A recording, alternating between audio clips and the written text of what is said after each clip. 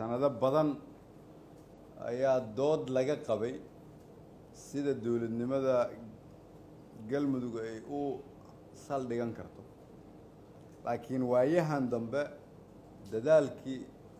iyo juhdiga aad bixiseen awgeed runtii galmudug waxay lahayd ama leedahay weli ififaalo aad u qurux badan oo aan aaminsanahay haddii laga sii shaqeeyo lasii amba qaado inay meel dheer gaari karto dadaal dheer kadib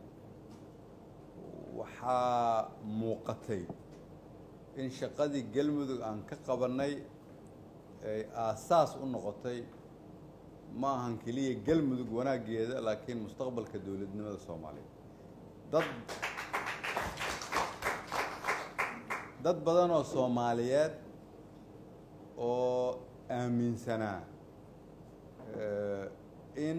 dawladnimadii soomaaliyeed ay jirto masaafo aada u fog ayaa markii ay arkeen sida shacabka reer galmudug meel walba isugu soo baxeen gacanta ay ka geysteen in galmudug toosan tayaysan midnimo le la dhiso waxaa soo ifbaxday in soomaalidu ay dawladnimada soo jeclaato tusaalaha reer galmudug ay bixiyeen awgeed idinka haddaad tihiin xildhibaanada reer galmudug marka dad badan oo soomaaliyeed ayaa aaminsan in haddii galmudug ay noqoto dawlad goboleed dhisan maamul saxa hufan uu ka dhasho in soomaaliya inteeda kale ay hagaagayso si kale macnaheedu waxay tahay dad badan oo soomaaliyeed ayaa aaminsan furihii dawladnimada soomaaliyeed idinka gacantiina inuu ku jiro waana aaminsanahay meesha hadda aad joogtiin haddaa idinkoo isku duuban oo midaysan aad ka wada shaqaysaan iska ilaalisaan tafaraaruq iska ilaalisaan degmo degmo iyo tuulo tuulo iska ilaalisaan qabiil iyo qolo bannaanka idinkaga timaada oo aad u midoodaan danta shacabka reer galmudug hagaajinta danta shacabka reer galmudug ayaa waxay xoog ku yeelanaysaa shacabka soomaaliyeed meel walba ay joogaan wanaaggooda iyo hagaagooda deegaankaas wuxuu aasaas u yahay horumarka iyo midnimada iyo dawladnimada soomaaliyeed marka horta waxaan aada u jeclaan lahaa marka koowaad idinku inaad dhexdiina ka midaysan tihiin waadan kala qoqobnaynina dawladnimada ama tan federaalka ha ahaato ama dawlad goboleed ha ahaato aasaas waxaa u ah baarlamaanku waa aabbaha iyo hooyada dawladnimada waa meesha sharciga laga dejinayo waa meesha sharciga laga ilaalinayo waa meeshii loo noqonayay marka dawladnimada shaki soo galo baarlamaanku hadduu hagaagsan yahay dawladnimada inteeda kale waxay u badan tahay inay hagaagi karto sidaas daraaddeedaa la rabaa in mas-uuliyaddaas idinku aada leedihiin inaad ku tillaabsataan aniga galmudug waxay ii leedahay ahmiyad gaar ah waayo dhib badan aan ka soo wada marnay aniga idinku meeshii dhibkaas aan ka soo marnay oo ummadda soomaaliyeed hamigooda dawladnimo soo celisay ma rabno inay gadaal u laabato mar rabno inay ummadda soomaaliyeed mar kale qalbigooda xanuunsado sababtoo ah farxadday u qaadeen horumarka reer galmudug ay sameeyeen oo burburay awgeed ahmiyaddaas ay anigii idinkaba noo leedahay daraaddeed ayaan codsanayaa horta inta hadda noo hagaagsan inaanay gadaal u noqon inta noo dhiman oo shaqadii aan gacanta ku hayay inta aanan shaqada ka tegin oo ahayd in deegaanada la haysto la xoreeyo deked reer galmudug ay ku munaafacaadsadaan la dhammaystiro dib u dhisna lagu sameeyo dhaqaalana ay heshay galmudug waa shaqo aan isleeyahay waa la sii wadi karaa laakiin waa in marka hore laga shaqeeyaa meesha hadda ay joogtay in aanay gadaal uga noqon si meeshaas markaan ugu nimaadno aan uga sii wadi karno hamigii aan ka lahaynna aan hore usii dhigi karno idinka caawa marka waxaa idinkugu yeeray dalku waxa uu galay xilli doorasho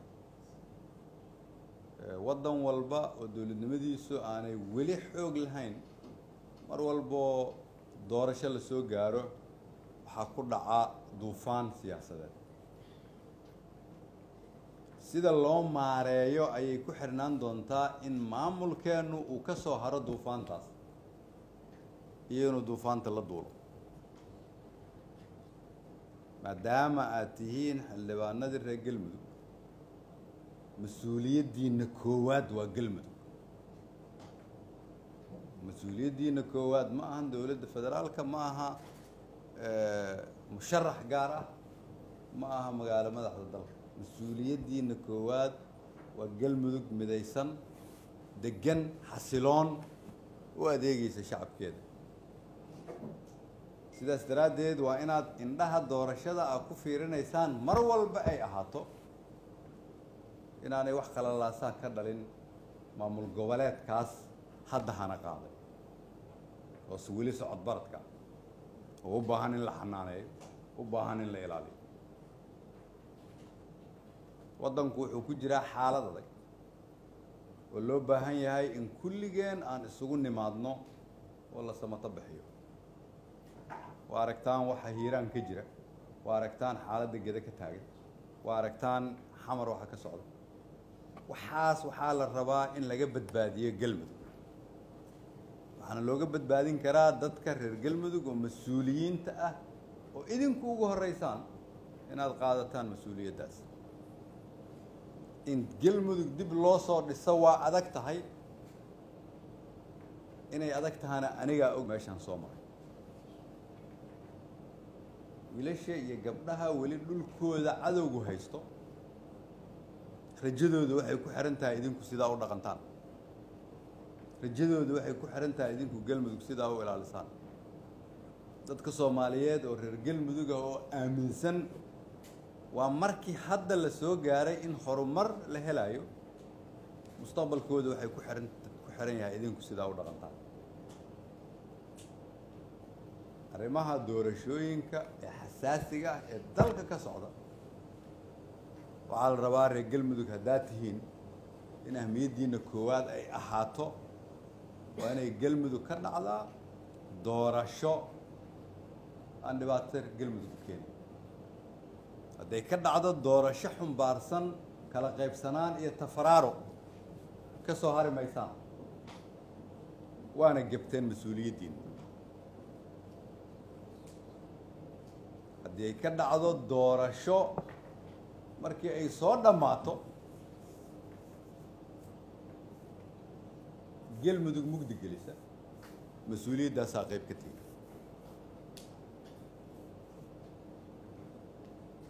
qofka mas-uulka ah marka laga rabo inuu wax qabto ma aha inay tahay marka ay wax hagaagsan yihiin waa marka ay wax halaysan yihiin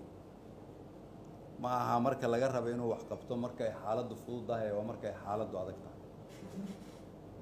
ma aha marka go-aanku qof walba uu iftiin u yahay laakiin waa marka go-aanku qof walba uu humaag uga jiro ayaa laga rabaa qofka madaxda inay gaari karto go-aan masiiro u ah dadka uu markaas matala dadka soomaaliyeed waxay fiirinayaan galmudug sida aad uga maareysaan xaaladda siyaasadeed oo dalku hadda galay waxaan rabaa inaa idin xasuusiyo laxa weynaa iga haya galmudug sababtoo wakti xoog badan iyo maskax aan soo gelinay kulligay marka wiilka iyo gabadha jooga degmooyinka weli cadowgu haysto waxay rajo ka qabaan inay matalaan dad soomaaliyeed oo reer galmudug ah oo ayaga u maqan inay xoreeyaan si ay u helaan nolosha idinku aad haysataan mid lamid ama dadka kale oo degan degmooyinka xorta marka waxaan idinkula talinayaa anigoo aaminsan inaad iga aqoon badan tihiin fahamsantihiinna waxaan idinkula talinayaa inaad foojignaataan oo u foojignaataan midnimada iyo wadajirka dowladda iyo shacabka reer galmudug inaadan aqbalinina in nidaam doorasho oo la isku khilaafsan yahay meeshaas laga hirgeliyo inaadan aqbalinina inaad qayb ka noqotaan khalalaasa yimaado qof walbo idinka mida taariikhdu qayb ka noqon doonaa taariikhdaasna waxay ahaan doontaa wuxuu xildhibaan ahaa markii galmudug ay hore u kacday ama markii gadaal u dhacday fariintaydu marka waxay tahay waxaan rabnaa dalka inay doorasho ka dhacdo haddaan reer galmudug nahayna waxaan rabnaa inaanay eelo nagu reebin waxaan rabnaa doorashadaasi inaanay gadaal nooga dhigin horumarkii aan hiigsanayna ama ku tallaabsanayna waxaan rabnaa markii doorashadu dhammaato in reer galmudug ay kasii shaqaysan karaan shuruucdoodii dowlad dhiskoodii xareynta degmooyinka iyo maamul wanaag waanay xallin khilaaf cusub ka shaqayn sababtoo ah waa ka soo gudubna intiisa badan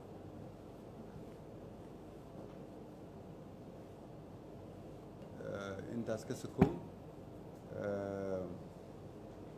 aniga waxaan ahay murashax madaxweyne sida dad kaloo badan ay yihiin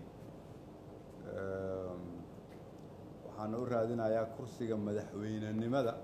inaan dadka iyo dalka soomaaliyeed wax ugu qabto ee inaan ku fariisto u raadin maayo